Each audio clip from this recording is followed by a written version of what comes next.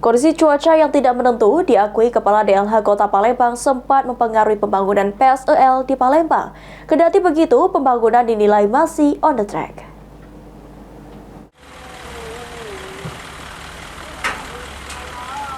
Pihak pemerintah Kota Palembang terus kebut pembangunan pengelolaan sampah menjadi energi listrik atau PSEL.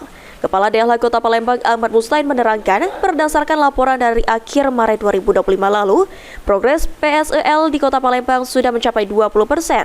Progres tersebut sedikit meleset dari target sekitar 1 sampai dengan 2%, disebabkan kondisi cuaca yang hujan dan membuat proses pengerjaan terhenti.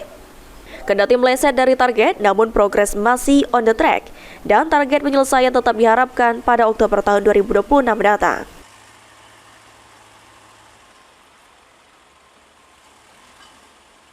Sampai dengan laporan akhir Maret 2025 ini proses pembangunan sudah sampai dengan 20%. Memang agak meleset sekitar 1-2% dari target dikarenakan kondisi cuaca yang hujan menyebabkan masuknya volume pekerjaan itu terhenti karena cuaca hujan. Tapi kondisinya masih on the track.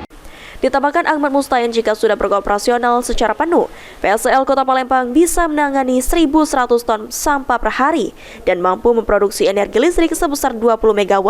Dengan proyek tersebut, Palembang akan menjadi salah satu kota pengelola sampah tanpa TPA. Sandi Pratama, PAL TV.